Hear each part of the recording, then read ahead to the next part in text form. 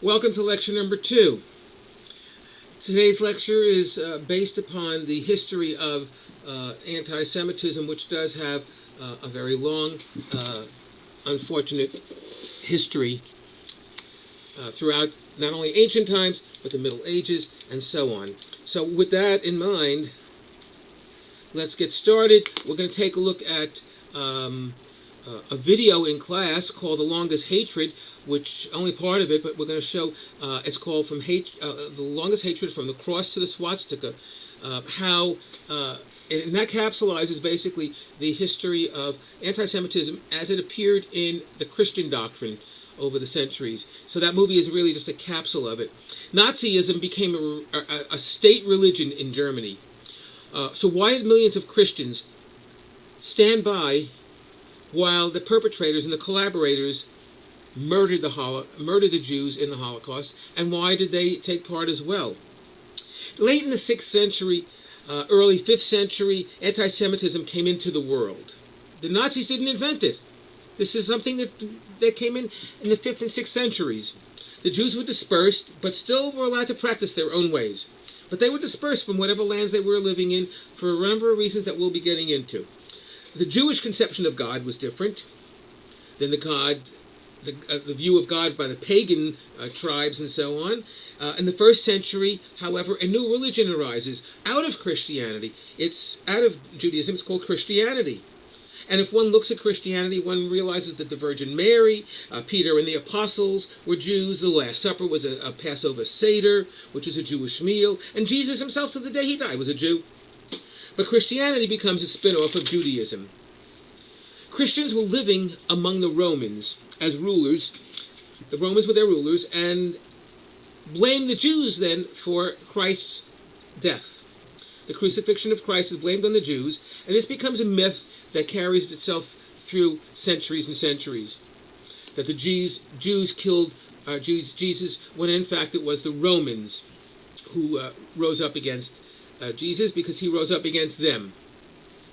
So it became a pro-Roman, anti-Jewish story that Christianity believed and told its followers. So in the 4th century, Christianity becomes the official religion of the Roman Empire.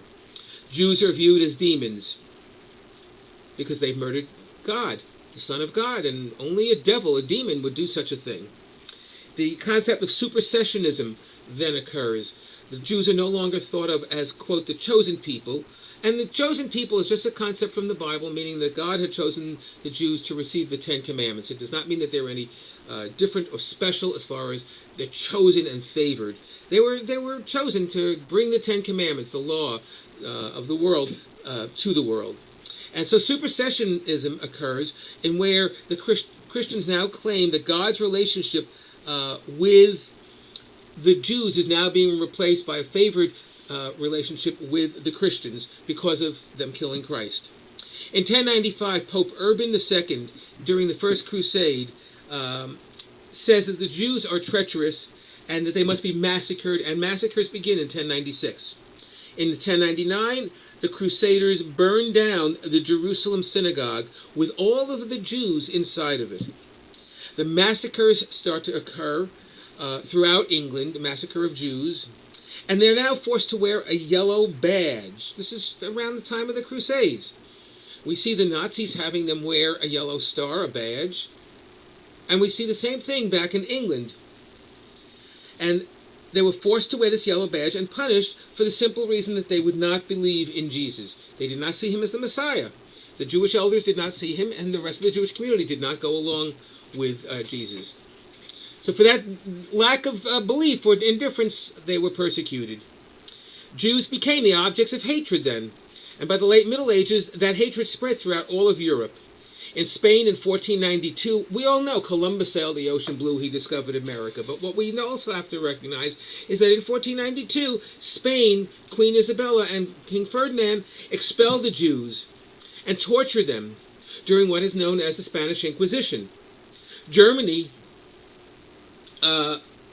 In Germany, they were being put into ghettos, and their holy books were being burned at the same time. If we take a look at the history of Lutheranism, the Lutheran Church, Martin Luther, the founder of it, was very angry that the Jews would not convert. He insisted that they convert to his religion. And he said that if they don't convert, they need to be tortured, and so forth. He saw them as a burden on society, and he wanted them placed in ghettos and camps. And these are the writings that were earlier in times written and then used later by the Nazis to justify what they were doing. They thought they were doing the world a big favor. Racial anti-Semitism was easier to do in Europe than religious anti-Semitism, since at some point they were accepted as equals in society. It was also easier to say, the Jew, he's genetically different, he's genetically inferior, rather than say his religion is inferior.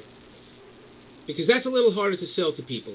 But when you say that a person is racially different and inferior, people seem to buy that more easily. Nazi socialism becomes a cult.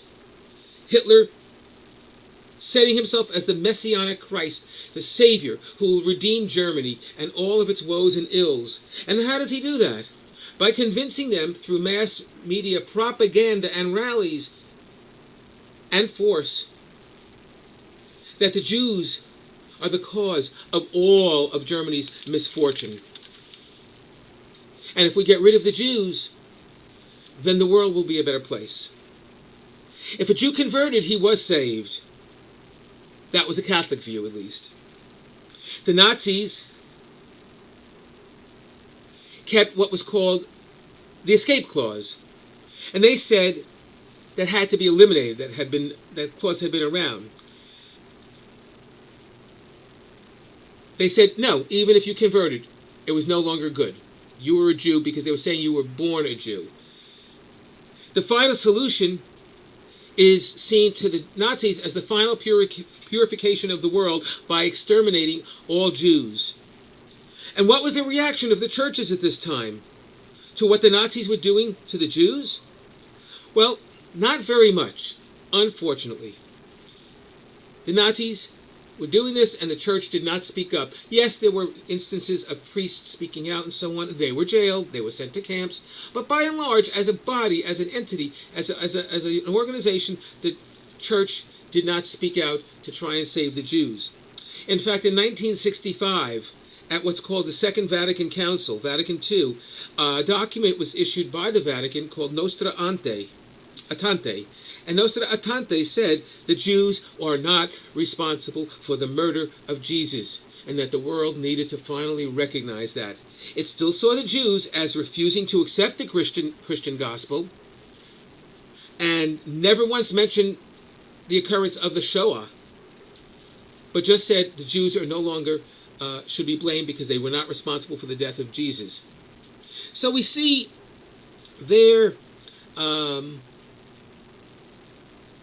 a trend. And if we look at a chart, as you look at in your resource manual, you will see a corollary, a parallel between some of the anti-Jewish measures taken by the churches over the centuries, and they directly parallel some of the same similar type of measures taken by the Nazis during the Shoah. The wearing of the badges, the elimination of civil rights, and so on. And when you look at that chart, you see, well, okay, this is where they took a lot of their ideas from. And so, with our next lecture, we're going to be moving into Jews, Judaism, and anti-Judaism in the ancient world, as lecture number 3 commences in a few moments. And we're going to take a look at the nature of anti-Semitism in that ancient world, because it's a different story than it is if we look at anti-Semitism in today's world. The two are completely different. So with that, I'm going to stop, sign off, and begin the next lecture.